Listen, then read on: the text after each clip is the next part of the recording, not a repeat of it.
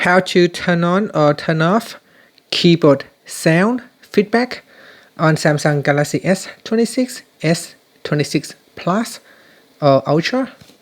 First, let's return back to your home screen.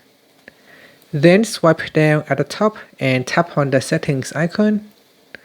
In settings, we then scroll down and tap on General Management. From here, tap on Samsung keyboard settings. Next, we then scroll down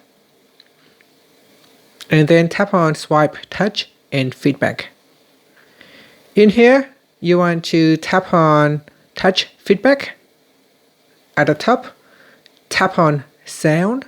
Tap on the sound toggle button to turn it off or switch it on.